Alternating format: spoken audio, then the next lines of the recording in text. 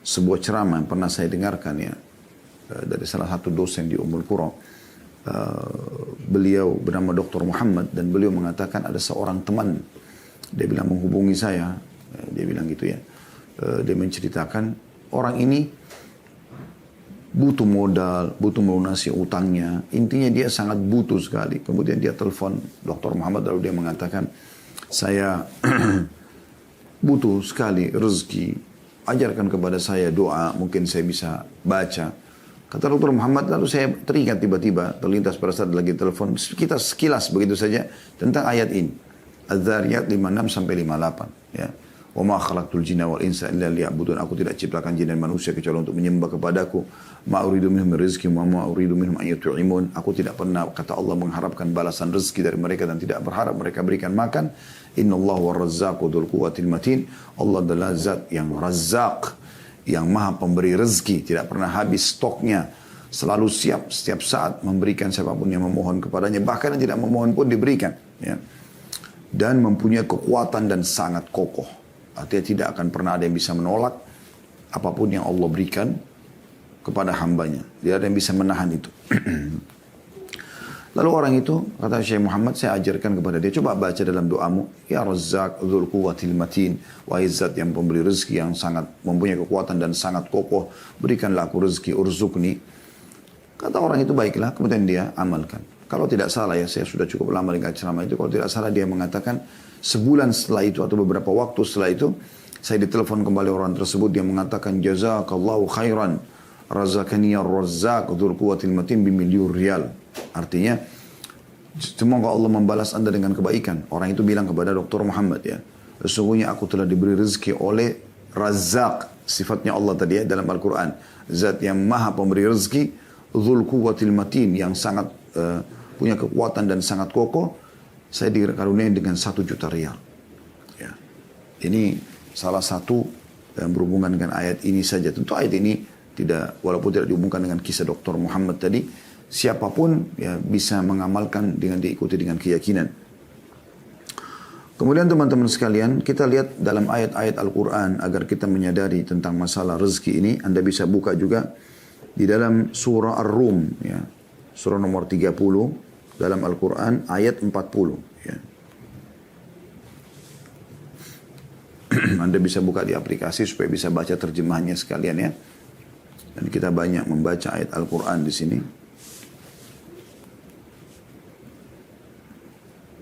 Di ayat 40-nya Allah Subhanahu wa taala berfirman, A'udzu billahi minasyaitonir rajim. Allahu alladzi khalaqakum thumma razaqakum thumma yumitukum thumma yuhyikum. Hal min syurakaikum man yaf'alu min dzalikum min syai' subhanahu wa ta'ala amma yusyrikun. Artinya Allah lah satu-satunya, tidak ada lagi yang lain. Jadi orang yang kembali kepada ayat ini, kembali kepada Tuhannya Allah, maka pasti diberikan rezeki. Kepada selain Allah, perhatikan Allah katakan, Allah lah yang menciptakan kamu. Tidak ada yang menciptakan kita dari tidak ada menjadi ada kecuali Allah.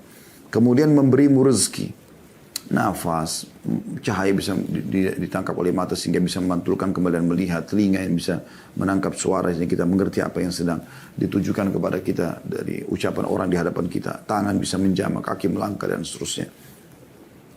Kemudian mematikanmu, kemudian menghidupkanmu kembali di hari kiamat di mahsyar nanti. Ya, kemudian kita akan menuju kepada kehidupan abadi.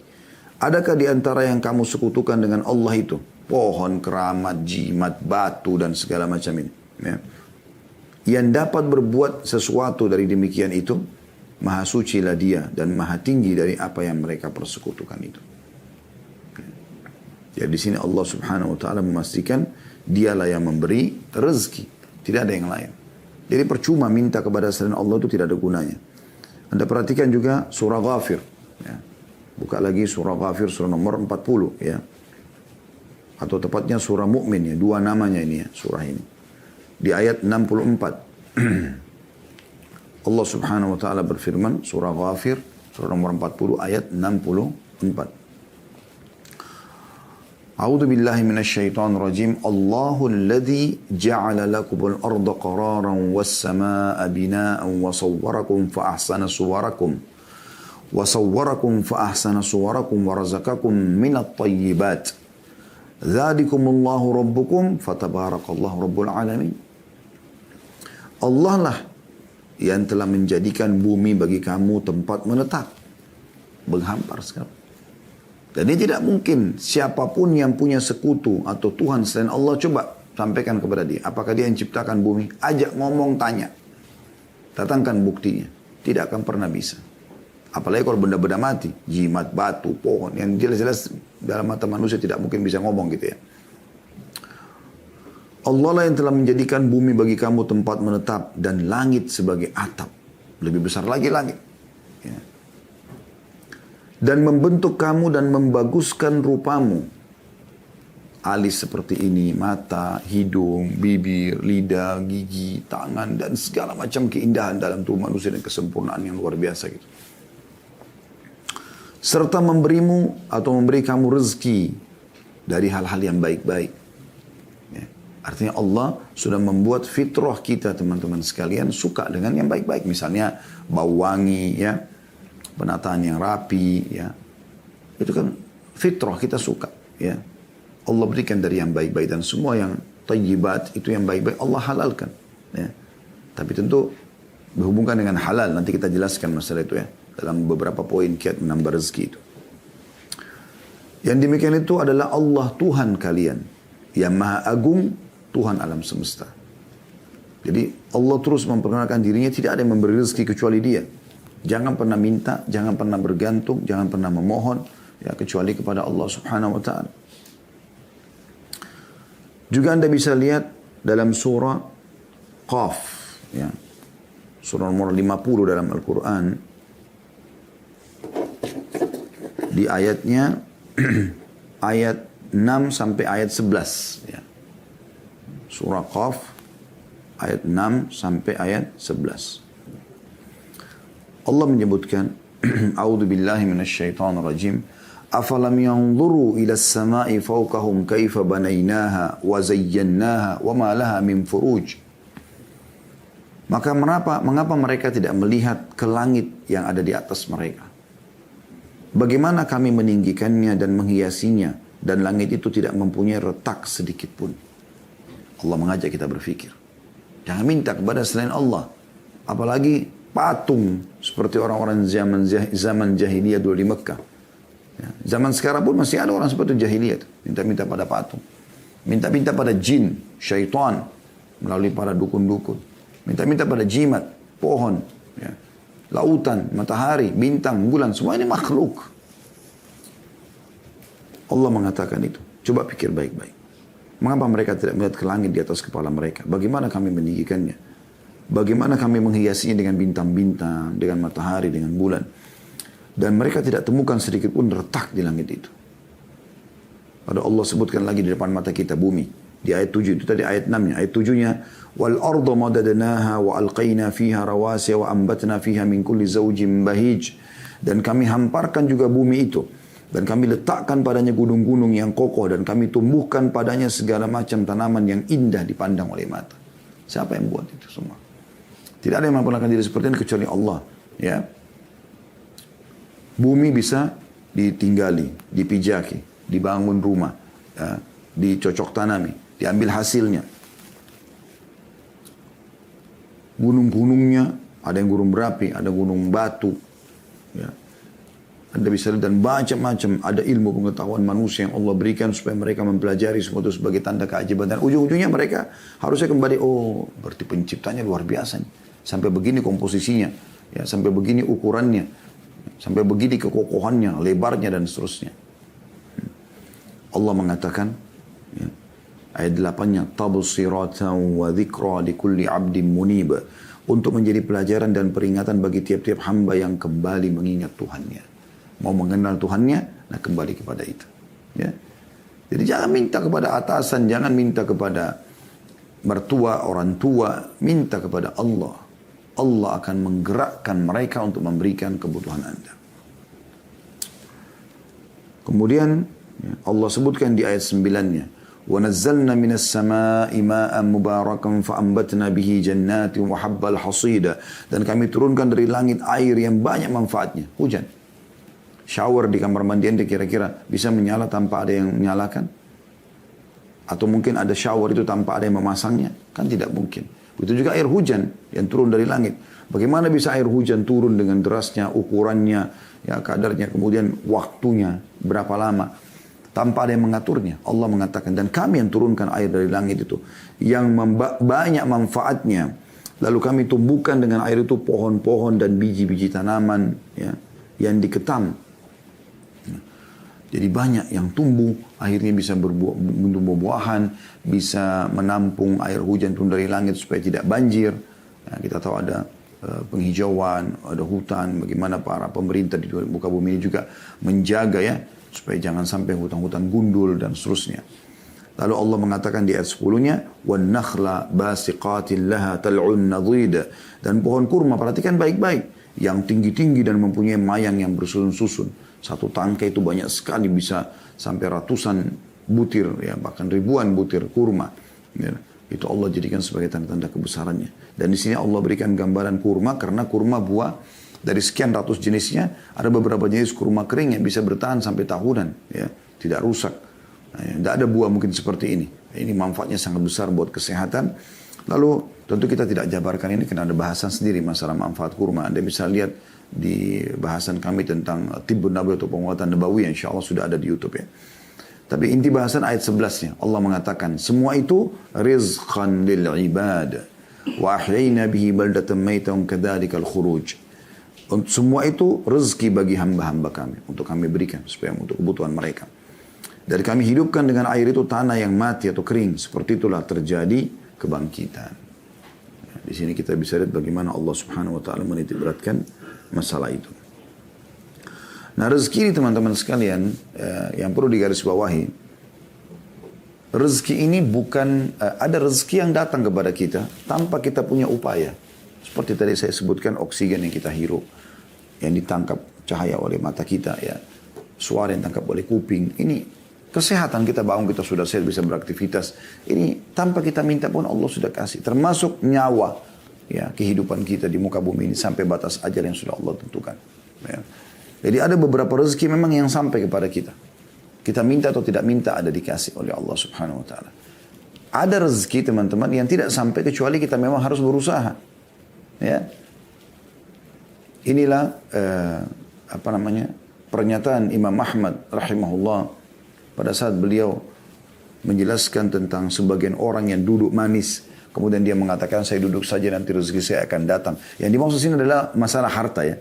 Pendapatan harta, pekerjaan. Mungkin kalau kita sekarang pendidikan, jodoh, ya pernikahan.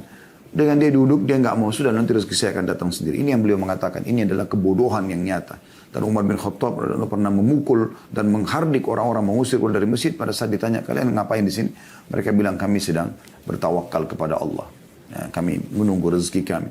Maka kata Umar, kalian mengatakan menunggu rezeki sementara kalian tahu bahwasanya Allah tidak mencatatkan langit menurunkan atau menghujankan emas dan perak.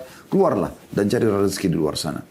Sufyan ats-Tsauri rahimahullah, seorang ulama tabi'in, juga pernah berkata seperti itu kepada orang-orang yang duduk di masjid. Lalu ditanya oleh Sufyan rahimahullah, habis sholat Jumat, kalian ngapain di sini? Masjid Haram duduk.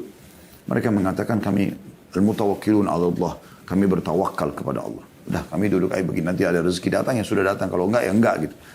Maka kata Sufyan tadi bukan begitu memahaminya. Kan harus keluar cari. Allah suruh kita mencari. Ya, dalam surah Jum'ah kan Allah sebutkan begitu. فَإِذَا قُضِيَتِ الصَّلَاةُ فَانْتَشِرُوا فِي الْأَرْضِ وَابْتَغُوا مِنْ فَضْلِ اللَّهِ. Kalau selesai sholat Jumat, maka menyebarlah kalian di muka bumi, lalu cari rezeki itu. Suruh cari, ya. Jadi kita kalau ada rezeki-rezeki seperti kita mau punya pendidikan, ijazah supaya kita punya kedudukan di masyarakat, kita bisa mengajar, kita bisa menggunakan ijazah itu untuk bekerja, kita harus sekolah kan. Kita harus sekolah, mendaftar dulu, ada upaya. Kemudian kita ikut kuliah atau kita ikut sekolah, kemudian kita lulus dengan nilai yang bagus dan seterusnya yang berhubungan dengan masalah itu. Begitu juga Anda mau bekerja, tidak bisa Anda duduk di rumah lalu nanti pekerjaan datang sendiri. Tidak, Anda harus keluar. Begitu juga dengan jodoh, Anda menikah dulu saya, nanti jodoh saya datang sendiri. Nggak bisa, Anda harus ikhtiar. Ya. Mencari, menanyakan, lalu kemudian Anda selebihnya Anda serahkan kepada Allah Subhanahu Wa Taala. Ya. Jadi rezeki itu kalau saya gambarkan, Ibarat ini coba mudah memahami saja ya. Ibarat pohon, ada buahnya yang berjatuhan, ada buahnya yang bergelantungan. Kalau buah yang berjatuhan ini Anda tinggal pungut, selesai Anda dapatkan. Sekian tadi oksigen Anda tinggal hirup. Ya, mata tinggal cahaya tinggal ditangkap oleh mata, telinga tinggal ditangkap oleh kuping dan seterusnya lah. Ya. Ya, mungkin ini panjang sekali kalau kita rincikan. Intinya itu contoh-contohnya. Dan ada rezeki, ada buah yang Anda naik pakai tangga untuk mengambil buah itu. Ya. Jadi sudah kita kasih contoh-contohnya. Anda mau punya ijazah sekolah, Anda mau punya jabatan, Anda mau menikah, ya. Anda mau mengembangkan, mau lebih banyak lagi pendapatannya, memang ini harus dengan upaya ya. Seperti kita misalnya sudah S1, ngajar di kampus ya. Gajinya misalnya 5 juta. Lalu saya berpikir saya ingin gaji lebih besar ya. Bagaimana caranya? Oh, kalau orang S2 di kampus, kalau kita bicara lingkup jadi dosen misalnya. Orang kalau S2 gajinya lebih besar. Tadi kalau S1 ini contoh saja, misal 5 juta. Kalau orang S2 gajinya 7 juta. Kalau orang S3 gajinya 9 juta atau 10 juta. Kalau orang profesor bisa lebih banyak gitu kan. Maka kita kemudian berupaya untuk lanjutkan pasca sarjana. Sekolah S2, sekolah S3 gitu kan. Nah ini memang upaya. Jadi kita memperbanyak pendapatan kita dengan upaya gitu. Allah SWT memberikan sesuai dengan upaya hambanya gitu kan. Kemudian juga orang yang bekerja, misalnya orang buka restoran, orang buka satu unit usaha apa. Kemudian dia ingin kembangkan. Maka dia berusaha, dia pelajari, kemudian sampai dia bisa membuka cabang yang lain. Dan seterusnya. Sampai ada orang, Masya Allah, Tabarakallah, Allah mudahkan sampai seluruh dunia dia punya ya cabang-cabang usahanya. Allah berikan taufik. Kenapa? Karena dia berusaha. Padahal sebenarnya dia manusia seperti kita. Punya 2 mata, punya 2 telinga, dia punya waktu 24 jam, dia tidak lebih daripada itu. Sama dengan kita. Tapi kenapa mereka bisa? Karena mereka berusaha. Ya. Mereka berusaha. Dan ini yang dimaksud dengan makna ayat tadi. Ya. Kemudian juga teman-teman sekalian, kita akan masuk kepada poin yang mungkin kalau saya bisa bahasakan inti daripada bahasan kita, yaitu tentang masalah kiat-kiat mempertahankan dan memperbanyak rezeki. Insya Allah saya akan sebutkan tidak kurang dari 19 poin, tapi kita coba ringkaskan ya, karena ini setiap poin pun cukup panjang bahasannya. Tapi saya akan coba memberikan, mudah-mudahan teman-teman sudah bisa menyiapkan pena dan kertas yang untuk menulis, kalaupun menulis ya. Insya Allah itu akan banyak manfaatnya. Kiat yang paling pertama teman-teman sekalian yang harus kita fahami adalah syukur. Syukur ya. Mensyukuri nikmat yang Allah berikan. Tidak akan pernah bertambah sebuah nikmat tanpa syukur. Ya. Dan ingat, tolok ukur melihat nikmat itu adalah dengan pandangan agama. Jangan pernah mengikuti hawa nafsu Anda. Ini penting sekali. Ya. Karena banyak orang, karena dia mengikuti hawa nafsunya, maka dia melihat makanan misalnya depan matanya belum mencapai target yang dia inginkan, maka dia tidak syukuri. Padahal sebenarnya itu sebuah nikmat. Ya. Kita renungi dulu dalil-dalilnya, baru kita akan coba berikan beberapa contoh berhubungan dengan masalah ini. Misalnya yang pertama, teman-teman sekalian, Anda lihat surah Ibrahim, surah nomor 14 dalam Al-Quran. Ini ayat yang sangat masyhur ya. Ayat 7-nya, surah Ibrahim, surah nomor 14 ayat 7. A'udzu billahi minasyaitonir rajim. Wa idh ta'adzana rabbukum la in syakartum la azidannakum wa la in kafartum inna azabi lasyadid. Ingatlah, maksudnya pelajarilah, ya. Katakanlah Tuhanmu memaklumkan atau menyampaikan, mengikrarkan, dan juga Allah menetapkan sebagai sebuah peraturan. Sesungguhnya jika kamu bersyukur pasti ya, aku akan tambah, dan jika kamu mengingkari dalam kurung nikmatku, maka sungguhnya siksaku amat pedih. Anda bisa lihat di sini bagaimana Allah Subhanahu wa taala menekankan masalah itu. Syukur. Dan kalimat syukur itu alhamdulillah, sederhana sekali. Tidak mengambil energi, tidak mengambil banyak waktu. Dan perlu Anda aplikasikan syukur itu dalam realita. Ya. Seperti misalnya, selain lisan kita bersyukur, hati kita meyakini, kita juga realitakan itu. Maksudnya, bisa kita diberikan makanan, kita juga berbagi pada orang. Ya. Kita coba berbagi, itu sebagai tambah penyempurnaan terhadap syukur tersebut. Makin Anda berbagi dengan orang lain, maka makin terbuka pintu-pintu rezeki itu. Itu bentuk aplikasi syukur. Ya. Karena banyak orang selalu cuma mau menerima, cuma mau ditraktir. Ya. cuma mau diberi, tapi tidak pernah mau memberi. Nah ini berbeda, tidak memahami makna syukur yang sebenarnya. Juga Anda bisa lihat Allah SWT sebutkan dalam surah Al-Ankabut, surah nomor 29 ayat 17. Ya. Surah nomor 29 ayat 17. Silakan Anda buka. Allah berfirman, A'udzubillahi minasyaitonirrajim. Innama ta'buduna min dunillahi awthana wa takhluquna ifka. Innal ladhina ta'buduna min dunillahi innal ladhina ta'buduna min dunillahi la yamlikuna lakum rizqan fabtagu 'indallahi rizqa wa'budu washkuru lah ilaihi turja'un. Artinya sungguhnya apa yang kamu sembah selain Allah itu adalah berhala. Tidak ada manfaatnya. Kuburan, patung, jimat, pohon, apalah selain daripada Allah. Berhala. Ya. Dan kalian buat-buat itu dengan dusta. Bohong. Oh ini punya kekuatan, ini bisa memberikan rezeki, ini bisa menyembuhkan penyakit. Dusta besar. Ya. Allah mengatakan itu. Ya. Kalau itu semua ifka, kedustaan. Orang-orang Mekah begitu. Mereka bawa patung, yang uniknya mereka yang datangkan batu itu, mereka yang pahat, mereka yang ukir, mereka yang bentuk matanya, hidungnya, mulutnya, mereka yang warnain, mereka yang kasih nama, lalu mereka panggil Tuhan.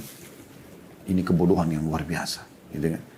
Berapa banyak orang juga begitu dalam sholat. Iyyaka na'budu wa iyyaka nasta'in. Hanya kepadamu kami menyembah, hanya kepadamu kami minta tolong. Habis salam, minta pada kuburan di sebelah masjidnya. Lalu mana komitmen tadi Anda katakan hanya kepadamu, hanya kepadamu. Imam Nawawi rahimahullah mengatakan, aku heran melihat orang-orang yang meminta-minta pada kuburan. Padahal sebenarnya dalam kuburan itu orang seperti dia yang sudah jadi tulang belulang. Kalau kita yakin kuburan orang soleh itu bisa memberikan manfaat kepada kita, kenapa kita tidak yakin kepada pencipta dia, pencipta tanah dan batu nisan itu adalah Allah yang lebih mampu. Dan Allah Al-Hayyul Qayyum, zat yang maha hidup dan terus-menerus mengurus makhluknya. Itulah yang dilakukan oleh para sahabat Nabi Ridwanullahi alaihim. Sendal mereka putus, mereka angkat tangan ke langit mengatakan, Ya Allah berikan aku rezeki. Minta kepada Allah. Apapun Allah menyuruh kita manja kepadanya. Minta. Makanan, minuman, apa saja. Dalam sebuah diskusi riwayat Bukhari kan begitu. Ya. Kata Allah SWT, wahai anak Adam. Ya. Kalian semua lapar kecuali yang kuberikan makanan, mintalah makanan padaku. Kalian semua haus kecuali yang kuberikan minuman, maka mintalah minuman kepadaku. Kalian semua tidak menggunakan pakaian kecuali aku berikan, mintalah kepadaku. Allah SWT suruh minta kepadanya. Minta. Allah selalu suruh kita minta, manja kepadanya. Kenapa gak mau? Ya. Tapi banyak orang menipu dirinya sendiri. Bahkan saya pernah ketemu dengan seorang ikhwah. Waktu awal-awal dia hijrah, dia memberikan kepada saya sebuah benda gitu. Benda ini seperti kaca gitu. Tiba-tiba dicelupin di air, lalu kemudian dia bilang, Ustaz coba minum airnya, saya minum. Terus kemudian ditekan tangan saya dari belakang katanya. Saya coba praktekin. Ya. Habis itu dia bilang, lebih ringan kan Ustaz? Saya bilang, akhi, ini kebohongan. Pastikan antum ini membeli barang ini dari orang-orang yang tidak benar. Dari dukun dan seterusnya. Mereka menjual ini. Dia bilang, ya Ustaz, saya beli ini 5 juta. Ya, ini kebohongan. Dibohongi, menipu orang. Allah tidak pernah seperti itu. Allah menyuruh kita memohon kepadanya. Allah menyuruh kita berbagi sama orang lain, lalu Allah berikan kepada kita, iya. Itu iya. Tapi pergi ke dukun-dukun ini semua ifka, kedustaan, kebohongan ini. Dan Allah mengatakan, saya ulangi, sungguhnya apa yang kamu sembah selain Allah itu adalah berhala. Dan kamu berbuat dusta dengan itu. Sesungguhnya yang kamu sembah selain Allah itu tidak mampu memberikan rezeki kepadamu. Tidak akan pernah mampu memberikan rezeki kepadamu. Maka mintalah rezeki itu dari sisi Allah saja. Dan sembahlah dia, tunduk dan patuh kepadanya. Dan bersyukurlah kepadanya. Ya, ini saksi bahasan kita. Ya, hanya kepadanya lah kamu akan dikembalikan. Ini penting teman-teman sekalian. Ya. Kemudian juga bagaimana Allah sebutkan dalam surah Saba. Surah nomor 34 dalam Al-Quran. Tentang negeri Saba. Ya. Itu di ayat 15-nya. Di ayat 15. Allah subhanahu wa ta'ala berfirman. Laqad kana li saba'in fi maskanihim ayah. Jannatani an yamini wa shimal. Kulu min rizki rabbikum washkuru lah. Baldatun tayyibatun wa rabbun ghafur. Sesungguhnya pada kaum Saba, orang-orang yang tinggal di negeri Yaman di zaman dulu, ada tanda-tanda kekuasaan Tuhan di tempat kediaman mereka, yaitu 2 buah kebun di sebelah kanan dan sebelah kiri mereka. Lalu dikatakan kepada mereka, makanlah olehmu dari rezeki yang dianugerahkan Tuhanmu dan bersyukurlah kepadanya. Nikmati, syukur. Negerimu, kalau kau bersyukur kepada Allah, ya, akan menjadi negeri yang baik, makmur, subur, dan Tuhanmu juga maha pengampun. Artinya kalau ada kesalahan pun Allah masih maafkan. Ya. Nah, ini poin penting untuk kita ketahui teman-teman sekalian. Jadi semua negeri yang selalu menyembah Allah, bersyukur kepada Allah, Allah akan limpahkan rezekinya. Semua negeri yang kufur maksiat kepada Allah, Allah akan datangkan cobaan-cobaan yang akan menahan rezeki-rezeki mereka. Ya. Ini penting untuk digarisbawahi teman-teman sekalian. Bahkan subhanallah kadang-kadang ada hal-hal yang kita anggap bukan rezeki, sebenarnya rezeki dari Allah subhanahu wa ta'ala. Ini sering saya kasih contoh tapi saya ingatkan kembali ya. Seperti misalnya lapar, haus, capek, ya. Banyak orang menganggap ini siksaan. Karena kalau ditanya, apakah Allah mau lapar? Dia bilang tidak mau. Apakah mau haus? Dia bilang tidak. Capek enak nggak? Enggak enak. Ya. Padahal sebenarnya lapar itu teman-teman adalah rezeki dari Allah agar kita bisa merasakan nikmatnya makanan. Ya. Coba kalau Anda kenyang, Anda tidak tahu harus mau makan, Anda tidak tahu nikmatnya makanan itu. Anda cuma tahu, ya sudah, makan saja. Ya. Apa yang mau makan, mau manis, asam, pedas, oke kita pilih. Tapi kalau orang lapar teman-teman, dia tahu bagaimana nikmatnya makanan itu. Ya. Begitu juga dengan orang haus, dia tahu nikmatnya dahaga itu, dia tahu nikmatnya minum. Begitu juga dengan capek. Anda kalau dari pagi sampai malam tidur terus, kemudian malam disuruh tidur lagi, mungkin Anda tidak bisa tidur. Tapi kalau dari pagi sampai malam Anda bekerja, Anda capek sekali. Dan malam Anda istirahat walaupun cuma 2-3 jam, nikmatnya luar biasa. Harusnya mulai sekarang, kalau kita lapar, haus, capek, jangan lagi mengatakan, aduh lapar, aduh haus, aduh capek. Alhamdulillah lapar. Alhamdulillah haus. Alhamdulillah capek. Karena semua itu jembatan untuk merasakan nikmatnya atau merasakan besarnya nikmat Allah subhanahu wa ta'ala. Ya. Ini termasuk ya yang perlu diperhatikan. Yaitu masalah kita bersyukur kepada Allah subhanahu wa ta'ala. Ya. Selanjutnya teman-teman sekalian, yang kedua yang harus kita perhatikan, ya, kiat untuk mempertahankan dan menambah rezeki yaitu bersedekah. Nah, ini sebenarnya bentuk aplikasi dari syukur itu, dari ucapan syukur ya. Tapi kita bersedekah, keluarkan harta. Biasakan bersedekah. Cintai sedekah ini sebagaimana juga Anda suka dan cinta kalau Anda diberi kepada orang. Jadi suka memberi sebagaimana juga kita suka diberi, ya. Seperti itu kurang lebih gambarannya. Dan ini poin yang mesti digarisbawahi karena ini penyebabnya. Penyebab rezeki itu. Perhatikan dalam surah Al-Baqarah, surah nomor 2 ayat 254. Allah Subhanahu wa taala berfirman, A'udzu billahi minasyaitonir rajim. Ya ayyuhalladzina amanu anfiqu mimma razaqnakum min qabli an ya'ta yawmun la bay'un fihi wa la khullatun wa la syafa'ah wal kafiruna humudz zalimun. Hai orang beriman, berinfaklah apa yang telah kami jadikan rezeki kepada kalian, ya. Sebelum datang hari tidak ada lagi transaksi, nggak ada lagi persahabatan, nggak ada lagi pertolongan, dan orang-orang kafir adalah mereka yang menzalimi diri mereka sendiri. Ya, apa yang engkau infakkan saudaraku muslim, maka itu menjadi penyebab datangnya rezeki. Ya, Anda bisa lihat juga dalam surah Ibrahim, surah nomor 14 ayat 31 sampai 34, ayat 31 sampai 34. Ya. A'udzu billahi minasyaitonir rajim. Sekali lagi surah Ibrahim ayat 31 sampai 34. Qul li ibadiyalladzina amanu yuqimus salata wa yunfiqu mimma razaqnahum sirran wa alaniyatan min qabli an ya'tiya yawmun la bay'un fihi wa la khilal. Ini ayat 31-nya, ya. Yang artinya, katakanlah kepada hamba-hambaku hai Muhammad yang telah beriman, tentu orang tidak beriman tidak tersentuh, tapi orang beriman tersentuh. Hendaklah mereka mendirikan sholat, jaga sholatnya, menafkahkan sebagian rezeki atau harta ataupun rezeki yang kami berikan kepada mereka secara sembunyi-sembunyi ataupun terang-terangan sebelum datang hari kiamat. Pada hari itu tidak ada lagi jual beli dan tidak ada persahabatan. Ya. Lalu Allah menjelaskan, yang memerintahkan kalian untuk menginfakkan itu supaya Allah gantikan juga, ya.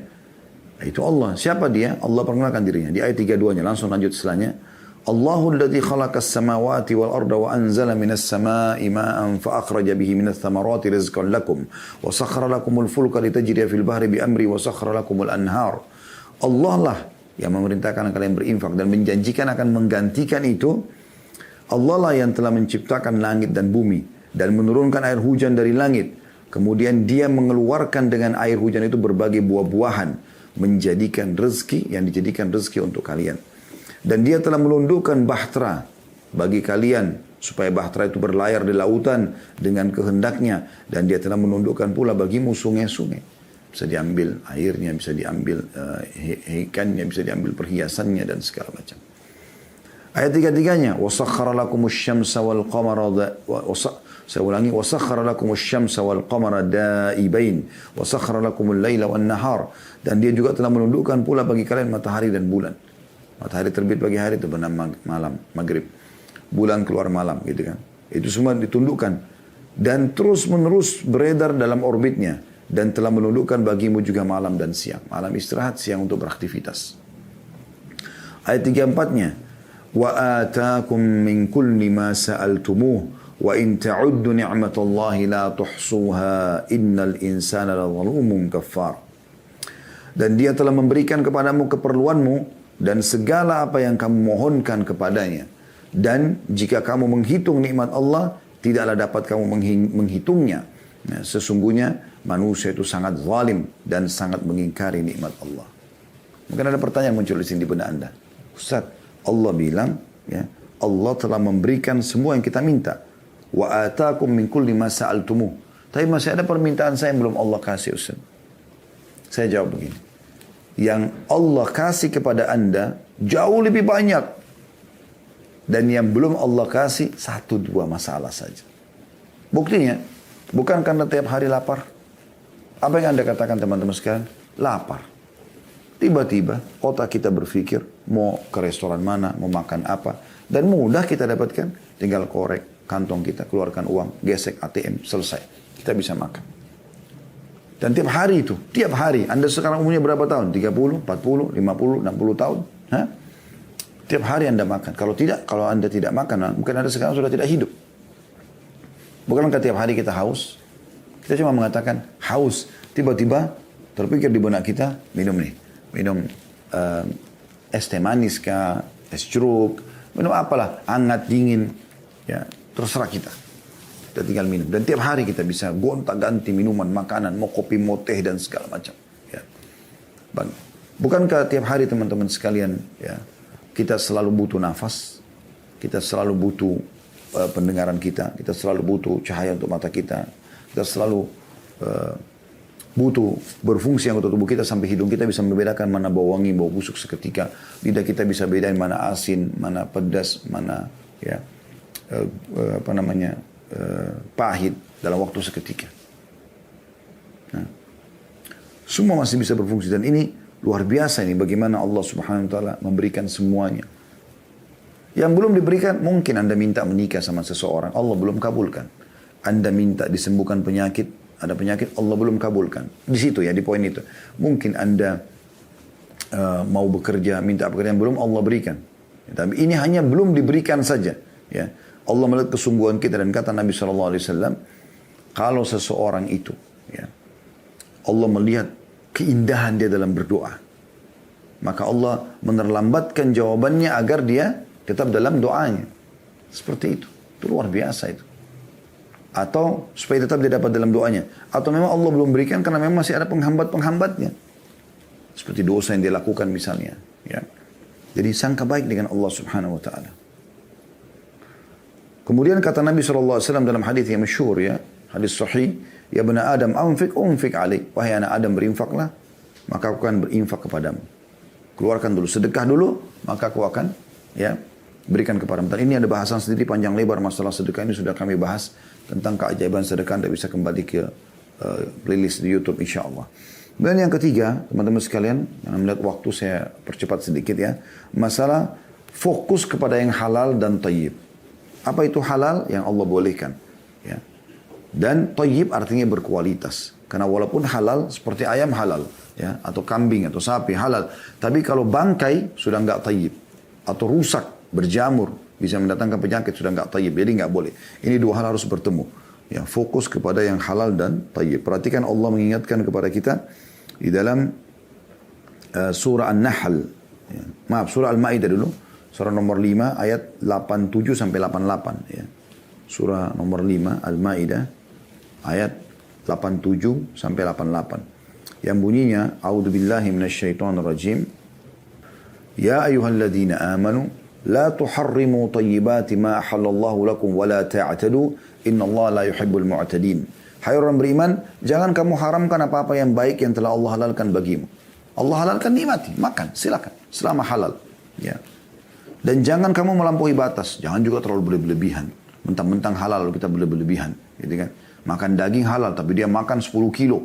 Nah, mungkin perutnya di mana dia mau taruh, ya. Maksudnya dia mau letakkan makanan itu di perutnya di mana 10 kilo gitu kan. Seketika dia makan dalam waktu yang bersamaan, itu nggak mungkin. Jangan berlebihan, ya. Sesungguhnya Allah tidak menyukai orang berlebihan atau melampaui batas. Lalu Allah bilang apa? Ayat 88-nya kita disuruh nikmati, silakan. Wa kulu mimma razaqakumullahu halalan thayyiba wattaqullaha alladzi antum bihi mu'minun. Dan makanlah makanan yang halal lagi baik dari apa yang telah Allah rezekikan kepadamu. Boleh silakan makan buah-buahan, makan sayur, makan daging, makan ikan, segala macam silakan. Yang penting halal Allah bolehkan dan thayyib, berkualitas, ya. Jangan rusak, ya, jangan yang berbahaya, jangan bangkai, gitu kan.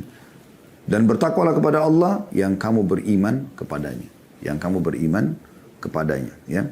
Kemudian juga dalam surah An-Nahl, surah nomor 16, juga Allah Subhanahu wa taala mengingatkan kepada kita di ayat 114-nya, ya. A'udzu billahi minasyaitonir rajim. An-Nahl 114, ya. Fakulu mimma razaqakumullahu halalan tayyiban washkuru ni'matallahi in kuntum iyyahu ta'budun. Maka makanlah yang halal lagi baik dari rezeki yang telah diberikan ke Allah kepadamu dan syukurilah nikmat Allah itu jika kamu hanya kepadanya saja menyembah, ya. Jadi kita disuruh makan yang halal dan thayyib, boleh silakan, ya. Bahkan pernah saya kasih contoh, kalau seandainya Anda masuk ke dalam satu supermarket, Anda mau beli jenis buah, misalnya apel kualitas A harganya misalnya 200.000 per kilo, apel kualitas B harganya 100.000. Anda punya kemampuan, Anda bisa beli aja yang A, nggak apa-apa. Dengan niat mensyukuri nikmat Allah SWT, asal tidak berlebih-lebihan tadi. Bahkan Anda bisa mendapatkan pahala kalau Anda mau menikmati itu. Karena Nabi SAW mengatakan dalam sebuah hadis yang dihasankan oleh para ulama, Inna Allaha yuhibbu an yara athara ni'ami ala abdi. Ya. Sesungguhnya Allah suka melihat bekas nikmatnya pada hambanya, gitu kan. Jadi Allah suka melihat kalau kita pakai baju yang bagus, makan yang enak, penampilan yang rapi. Allah suka lihat itu, tapi tidak berlebihan dan sumbernya adalah halal dan thayyib. Yang keempat, teman-teman sekalian, memperbanyak istighfar dan taubat kepada Allah Subhanahu wa taala. Ini juga sudah kami pernah jelaskan materi khusus ya 1 jam lebih itu tentang masalah keajaiban istighfar. Ini luar biasa gitu. Ya, jadi usahakan jangan pernah luput istighfar ini dari lisan kita. Dan kita mengambil dalil surah Nuh, surah nomor 71 ya, dalam Al-Quran. Anda bisa lihat ayat 10 sampai ayat 12. A'udzu billahi minasyaitonir rajim, ya. Bagaimana Nabi Nuh berkata kepada kaumnya, "Faqultu astaghfiru rabbakum innahu kana ghaffara." Dan aku berkata kepada kaumku agar mereka memohon ampun kepada Tuhan, sesungguhnya Dia Maha Pengampun. Apa manfaatnya?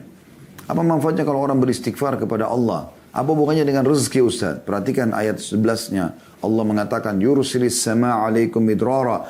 Niscaya Dia akan mengirimkan hujan kepadamu yang lebat. Maksudnya hujan yang bermanfaat, bukan hujan yang mendatangkan masalah, ya. Sampai seorang badui mengatakan, ya, siapapun yang ingin menjadi tetangga kami, maka hendaklah dia memperbanyak istighfar. Karena istighfar adalah hujan lebat yang menyuburkan tanah-tanah kami. Kemudian ayat 12-nya. Allah mengatakan manfaat istighfar, wa yumditkum bi amwalin wa banina wa yaj'al lakum jannatin wa yaj'al lakum anhara. Dan akan memperbanyak dengan istighfar itu harta juga keturunan, ya, atau anak-anak, dan mengadakan untuk kebun-kebun, juga mengadakan pula di dalamnya untuk sungai-sungai. Ya. Lalu Allah ingatkan, kalau kita tambahkan ayatnya, saya tambahkan 13, ya. dan beberapa ayat setelahnya ini perhatikan baik-baik. Allah mengatakan, "Malakum la tarjuna lillahi waqara." Mengapa kamu tidak percayakan kebesaran Allah? Apa yang menghalangimu untuk minta hanya kepada Allah? Wa qad khalaqakum atwara, sementara Dia telah menciptakanmu dengan beberapa fase, tingkatan. Dari sperma ketemu sama sel telur, gumpalan darah, gumpalan daging, dan seterusnya sampai jadi manusia. Ya. Lalu Allah mengatakan di ayat 15-nya, "Alam tara kaifa khalaqallahu sab'a samawatin tibaqa." Tidakkah kalian lihat bagaimana Allah menciptakan 7 lapis langit bertingkat-tingkat? Kenapa masih ragu? Ayat 16-nya, "Wa ja'ala al-qamara fihinna nuran wa ja'ala asy-syamsa siraja wa ja'ala asy-syamsa siraja." Dan Allah menciptakan padanya bulan sebagai cahaya dan menjadikan matahari sebagai pelita. "Wallahu ambatakum minal ardi nabata." Dan Allah menumbuhkan kamu dari tanah dengan sebaik-baiknya. "Tsumma yu'idukum fiha wa yukhrijukum ikhraja." Dan kemudian Dia mengembalikan kamu ke dalam tanah, mati, dan mengeluarkan kamu daripadanya pada hari kiamat dengan sebenar-benarnya. "Wallahu ja'ala lakumul arda bisata." Dan Allah yang telah menjadikan untukmu bumi hamparan. "Wa litasluku fiha subulan fijaja." Agar kamu menjalani jalan-jalan luas di bumi itu. Ya. Jadi ini semua manfaat istighfar yang luar biasa. Dan ini bahasanya panjang ya, tapi perbanyak istighfar teman-teman sekalian. Ini sudah pernah kami jelaskan masalah ini panjang lebar sekali. Bagaimana Hasan Basri rahimahullah didatangi oleh 3 orang. Yang satu sudah lama nggak punya anak. Ya. Kemudian sudah ikhtiar tapi belum punya anak. Yang satu punya penyakit belum sembuh-sembuh. Yang satu sudah lama bekerja tidak pernah kaya-kaya. Tiga-tiganya datang lalu minta petunjuk. Hasan Basri hanya mengatakan perbanyak istighfar. Perbanyak ya. Bukan cuma istighfar. Perbanyak. Ya, perbanyak istighfar itu. Maka Hasan Basri, orang-orang itu pulang lalu Hasan Basri ditanya rahimahullah. Kenapa anda cuma mengatakan perbanyak istighfar? Mungkin yang satu tadi butuh tabib atau obat. Yang satu mungkin butuh modal. Ya. Karena yang satu, 2 orang kan punya penyakit. Satu tidak punya keturunan. Yang satu sudah lama kena penyakit di perut tapi tidak sembuh gitu. Ini butuh tabib, butuh obat. Yang satu mungkin yang tadi mau menjadi orang kaya butuh modal. Atau butuh dipandu kepada satu program ya, kerja gitu kan. Maka dia mengatakan, bukankah Allah berfirman lalu dia membacakan surah Nuh ayat 10-12 tadi. Ya, dan Nuh berkata kepada kaum, istighfarlah kalian kepada Tuhan kalian, maka Dia akan menurunkan hujan yang lebat dari langit dan memperbanyak untuk kalian harta dan juga keturunan, gitu kan. Sebagaimana sudah dijelaskan tadi. Kemudian yang kelima teman-teman, bertakwa kepada Allah SWT. Artinya patuh kepada Allah dalam setiap keadaan. Dan ini Anda bisa lihat dalam surah At-Talaq ya, surah nomor 65 dalam Al-Quran. Ini banyak sekali manfaat orang bertakwa dan ini sudah kami jelaskan panjang lebar di di masalah bekal dunia akhirat. Anda bisa kembali kepada playlist YouTube kami. Anda bisa klik cari judulnya bekal dunia akhirat. Kami bahas panjang lebar tentang masalah takwa di situ, definisinya dan semua dalil-dalil berhubungan dengan masalah. Tapi Anda bisa lihat bagaimana masalah takwa ini Allah jelaskan dalam surah At-Talaq ya. Di ayat 2-nya surah nomor 65. A'udzubillahi minasyaitonir ayat yang masyhur ya. Wa may yattaqillaha yaj'al lahu makhraja. Siapa yang bertakwa kepada Allah, Allah akan berikan kepadanya makhraja, jalan keluar dari semua permasalahannya. Ya. Kemudian ayat 3-nya wa yarzuqu min haitsu la yahtasib, dan akan diberikan rezeki dari tempat tidak disangka-sangka. Ya. Jadi ini jelas Allah memberikan rezeki. Ini saksi bahasan kita di sini. Ya. Jadi orang yang bertakwa kepada Allah. Dan takwa itu artinya patuh. Itu ringkasnya. Bagaimana apa yang Allah perintahkan Anda kerjakan wajib ataupun sunnah. Apa yang Allah larang Anda jauhi haram ataupun makruh. Ya. Yang halal Anda nikmati, yang haram Anda tinggalkan. Ya, saya ringkaskan. Kemudian yang keenam, tawakal kepada Allah SWT. Dan makna tawakal adalah menyerahkan ya, hasil setelah berusaha. Itu tawakal. Dan bedanya dengan tawakul. Tawakul artinya menyerahkan sebelum berusaha. Ya. Pernah ada sahabat begitu datang ke masjid Nabi SAW mau hadir pengajian.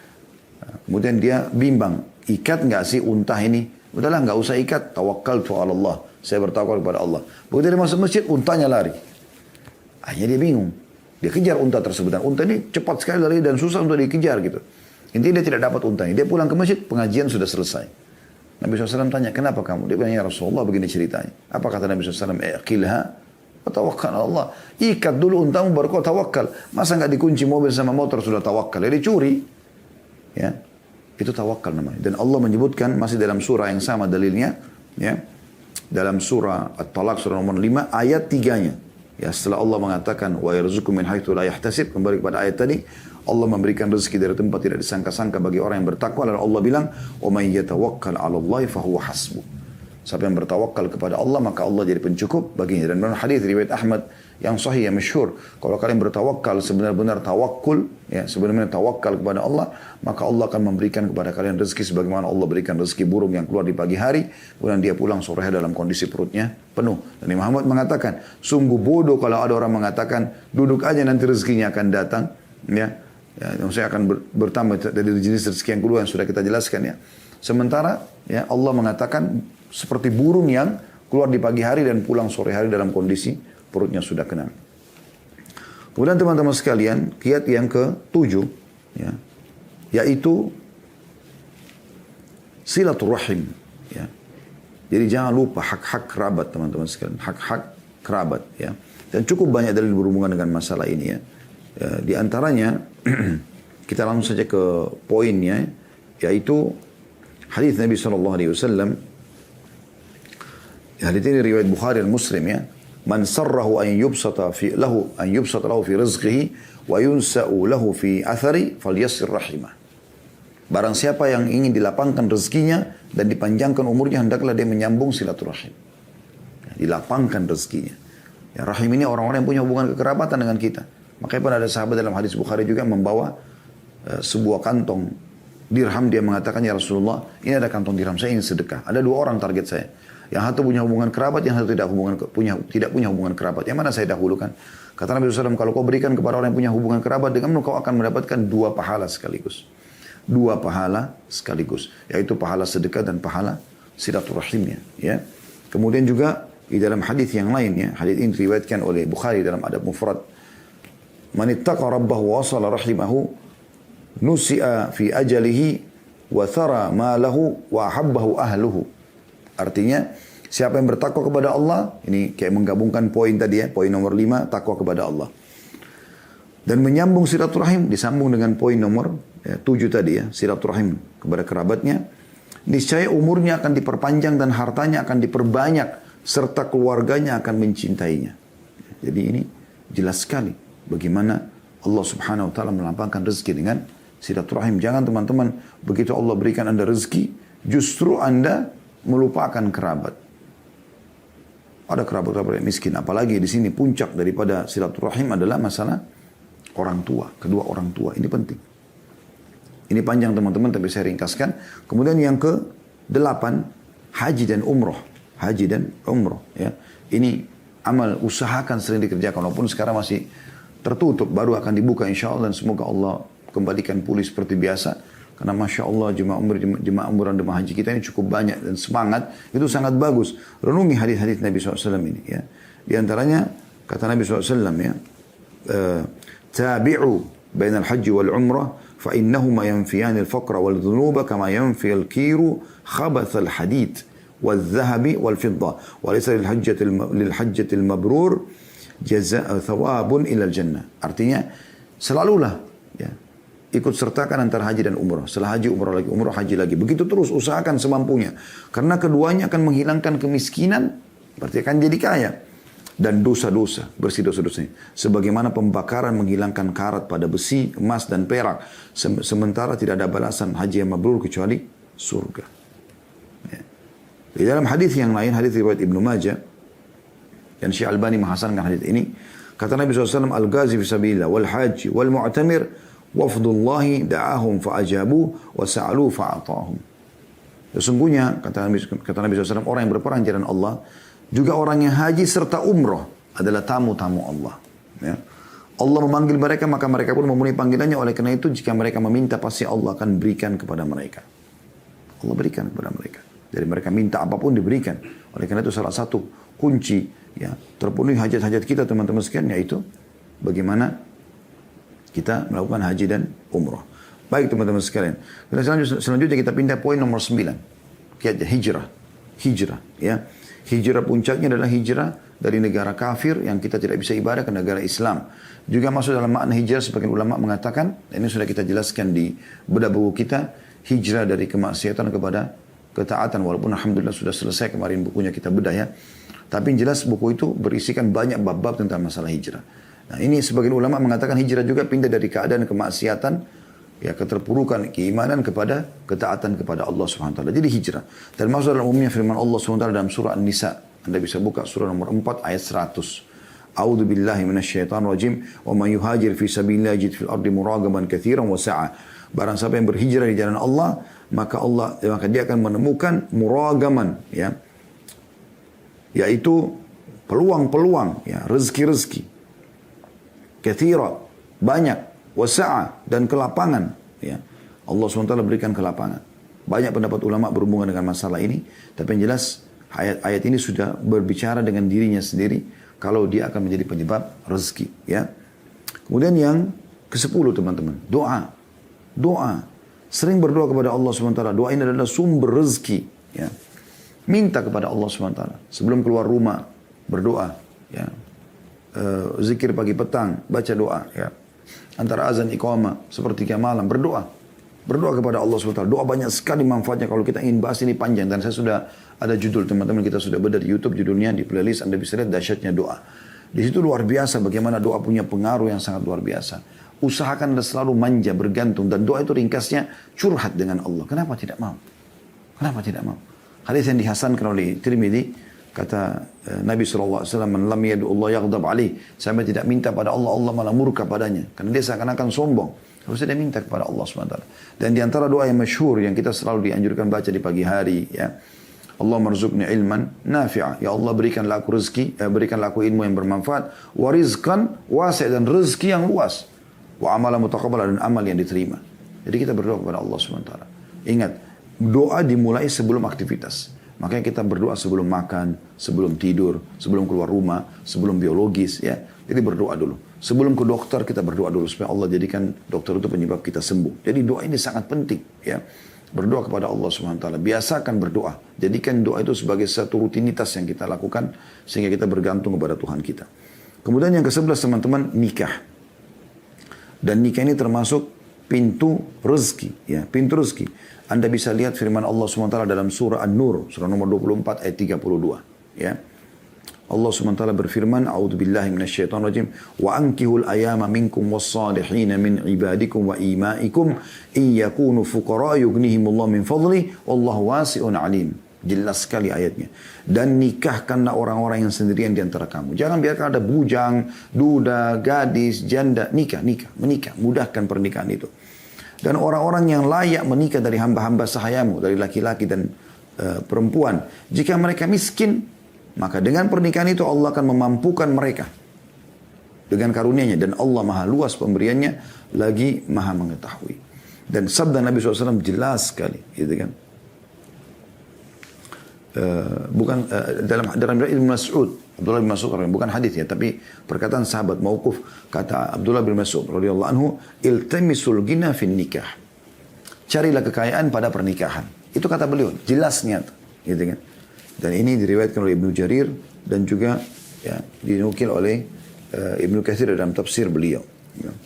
Begitu juga hadis Nabi SAW yang masyhur, ya, yaitu kata Nabi SAW, "Thalathatun kulluhum haqqun 'ala Allah azza wa jal aunuhu." Ada 3 golongan yang pasti Allah akan memenuhi kebutuhan mereka. Al-mujahidu fi sabilillah, orang yang jihad di jalan Allah. Wan nakihu alladhi yuridul afaf, dan orang yang menikah karena takut, ya, terjerumus dalam dosa, maksudnya dia menyelamatkan dirinya. Wal mukatibu alladhi yuridul ada, dan orang budak yang mau bebaskan diri sehingga ditebus dirinya pada majikannya. Tapi di sini saksi bahasan kita adalah seseorang yang menikah, ya. Kemudian teman-teman sekalian yang ke-12, menuntut ilmu, belajar, ya. Ini juga termasuk pintu rezeki tersendiri, ya. Cukup banyak dalil berhubungan dengan masalah ini teman-teman sekalian, tapi ada riwayat yang menarik, yaitu riwayat Anas bin Malik radhiyallahu anhu. Beliau mengatakan, "Kana akhawani ala ahdi Nabi sallallahu alaihi wasallam." Ada 2 orang dulu bersaudara di zaman Nabi sallallahu alaihi wasallam. Fa kana ahaduhuma ya'ti Nabi sallallahu alaihi wasallam wal akharu yahtarifu, ya, fashkan. Ada 2 orang yang datang kepada Nabi SAW, yang satu, ya, menuntut ilmu dan yang lainnya giat bekerja dan dia membiayai saudaranya gitu. Al-muhtarifu akhahu fashaka al-muhtarifu akhahu ila Nabi SAW. Maka orang yang bekerja keras ini sehingga membiayai saudaranya yang menuntut ilmu ini, datang dan mengeluh kepada Nabi SAW. Faqala, lalu berkata, la'alla. Lalu dia mengeluh. Lalu kata Nabi SAW. Faqala lahu Nabi SAW, la'allaka turzaku bihi. Ketahuilah, sesungguhnya kau diberikan rezeki justru karena saudara menuntut ilmu itu. Ya. Jadi dari hadis ini ulama mengatakan, orang yang membiayai orang lain saya tuntut ilmu bisa dapat rezeki, apalagi orang yang menuntut ilmu itu sendiri. Ya. Dan dengan kita menuntut ilmu teman-teman, kita jadi tahu ya, tentang mana halal, mana haram. Ya. Bagaimana Umar bin Khattab radhiyallahu anhu dalam statement yang masyhur mengatakan, sesungguhnya orang yang belum memahami agama, ya, maka jangan berdagang di pasar kami. Dalam riwayat lain, siapa yang berdagang sebelum memahami agama, maka dia akan terjerumus dalam riba dan akan terus terjerumus. Ya, memang ilmu ini akan membuat kita jadi tahu mana halal, mana haram, gitu kan? Sehingga kita hanya fokus kepada halal, dan halal ini akan mendatangkan banyak rezeki dari Allah Subhanahu wa taala. Yang ke-13 teman-teman, persahabatan yang baik, ya. Persahabatan yang baik. Dan ini sudah masyhur sekali, ya. Hadis Nabi SAW, "Mathalul jalisis salih wal jalisus su." Perumpamaan komunitas yang baik, sehat, yang saleh, yang halal, ya, sibuk dengan yang halal, dan komunitas yang buruk, kemaksiatan, kamathali sahibil misk wa kirul haddad. Artinya perumpamannya seperti majelis yang komunitas yang baik ini, yang sehat, yang berprestasi, ya, yang sibuk dengan yang halal, ini seperti penjual minyak wangi. Dan komunitas yang pengangguran, yang malas, ya, ini seperti peniup api, ya, atau pembakar, ya, pandai besi, yang suka membakar, memanaskan besi, ya. Kata Nabi SAW, kalau orang yang memberikan, saya langsung terjemahkan saja, kalau orang yang memberikan, orang yang minyak wangi ini, maka bisa saja kau membeli darinya, atau kau akan mendapatkan bau yang wangi darinya. Jadi salah satunya, kau akan membeli darinya, atau kau akan minimal mendapatkan bau wangi. Dan perumpamaan pandai besi bisa membakar baju badanmu atau bajumu, atau paling tidak kau akan mendapatkan bau yang busuk dari dia. Jadi kalau teman-teman berteman sama orang yang berprestasi, itu akan besar sekali pengaruhnya. Orang yang cerdas dan juara di sekolah, di kampus, Anda akan mirip sama dia. Orang yang berprestasi dalam bisnisnya, punya perusahaan, Anda juga akan seperti dengan dia. Orang yang hafal Quran, orang yang macam-macam, ya, kebaikan-kebaikan, Anda akan mirip dengan dia. Tapi kalau Anda bergaul dengan pengangguran, pemalas, Anda akan sama juga dengan dia. Perhatikan sabda Nabi SAW, "Al-mar'u ala dini khalili, falyanzur ahadukum ila man yukhalil." Seseorang akan sesuai dengan kebiasaan teman karibnya. Ya kan gitu. Oleh karena itu perhatikanlah baik-baik siapa yang jadikan sebagai teman karib. Hadis sahih diriwayatkan Abu Daud dan juga Tirmidzi. Ya, jadi harus hati-hati. Ini penting, komunitas yang sehat. Jadi kalau mau prestasi, cari teman-teman yang berprestasi. Pasti akan seperti itu. Dan kami sudah praktekin itu teman-teman sekalian. Di kampus dulu saya cari teman-teman yang prestasi, saya teman sama mereka.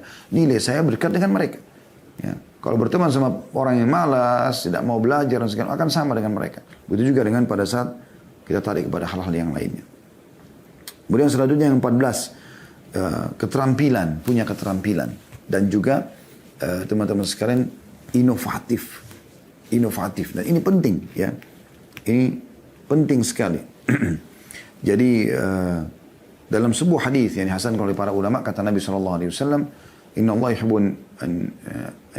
yuhibbu min amalin, Inna Allah yuhibbu min abdin idha amila amalan an yutkinahu. Atau kama qala Nabi SAW. Artinya, sesungguhnya Allah sangat suka dari seorang hamba, kalau dia mengerjakan satu perbuatan, maka dia menguasainya. Menguasainya. Ini penting. Ya.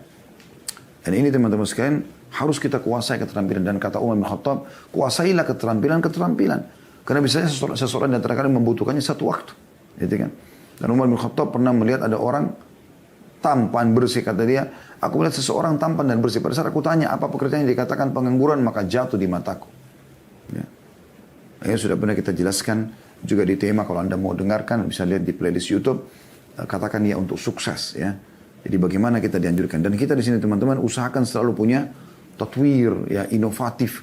Kita berkreasi, kembangkan teman-teman selama itu boleh. Dan Allah SWT akan berkahi selama kita sudah berusaha, ya. Ini juga poin tentunya. Kemudian poin yang ke-15 teman-teman sekalian, jauhi sifat pengemis, ya, berkeluh kesah. Ini penting, ya. Dan kita harus bekerja teman-teman sekalian, ya. tidak boleh membiasakan ya, minta-minta. Dalam sebuah riwayat Imam Ahmad, kata Nabi SAW, "Man sa'ala min ghairi fakrin, faka'annama ya'kulul jamr." Siapa yang mengemis minta-minta pada dirinya, padahal dia tidak fakir, maka seakan-akan dia memakan bara api. Ya. Juga dalam hadis yang lain diriwayatkan oleh An-Nasai, Tirmidzi, Ahmad, ya. Dan kata Syekh Albani, hadis ini hadis sahih. Kata Rasulullah, "Al-mas'alatu kada wa kada biha ar-rajul wajahu illa an yas'ala ar-rajulu sultanan aw fi amrin la budda minhu." Meminta-minta adalah seperti seseorang mencakar wajahnya sendiri. Kecuali jika ia meminta-minta pada penguasa yang memang dia butuh untuk itu, darurat. Atau perkara yang benar-benar ia sangat membutuhkannya. Jadi tidak bisa sama sekali memohon-mohon, ya, mengemis-ngemis. Ya. Dan ini penting teman-teman sekalian untuk difahami. Ya. Bahkan kata Nabi SAW dalam sebuah hadis, tentu ini bahasanya cukup panjang ya. Tidak ada seseorang yang membuka pintu afaf, kemuliaan. Kalaupun dia mau sesuatu maka dia tawarkan jasanya, dia bekerja. Kecuali Allah bukan pintu kekayaan dan tidak ada yang membuka pintu miskin, mengemis, kecuali Allah. Tidak ada yang membuka pintu mengemis kecuali Allah bukakan pintu kemiskinan. Ya. Kemudian yang ke-16 teman-teman, tidak berputus asa. Ya. Ini salah satu sifat orang beriman ya. Mereka tidak berputus asa ya, terhadap apa yang sudah Allah Subhanahu Wa Taala. Tidak boleh putus asa, karena Allah SWT melarang kita berputus asa. Dan cukup banyak ayat-ayat Al-Quran yang menjelaskan masalah itu. Seperti misalnya dalam surah Al-Hijr. Anda bisa lihat surah Al-Hijr ya. Itu di ayat 55-56. Ya. A'udhu billahi minasyaitonir. Qalu basyarnaka bilhaqqi fala takun minal qanitin. Qalu ma yaknutu min rahmati rabbi illa dhallun. Mereka mengatakan kami menyampaikan kabar gembira kepadamu dengan benar. Maka janganlah engkau termasuk orang yang berputus asa. Ibrahim lalu berkata, tidak ada yang berputus asa dari rahmat Tuhannya kecuali orang-orang yang sesat.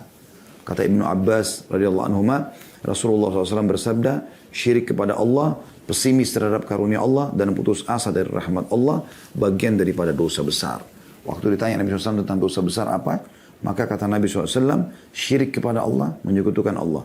Berputus asa dari pesimis terhadap ya, karunia Allah dan berputus asa dari rahmat Allah adalah bagian daripada ya, dosa besar. Jadi kita tidak boleh. Dan Anda bayangkan bagaimana Allah menyebutkan dalam surah Az-Zumar. Ini ayat yang luar biasa. Surah nomor 39 ayat 53 ya. A'udzu billahi minasyaitonir rajim. Qul ya ibadiyalladzina asrafu ala anfusihim la taqnatu min rahmatillah innallaha yaghfiru dzunuba jami'a innahu huwal ghafurur rahim. Katakan hai Muhammad kepada hamba-hambaku yang telah melampaui batas.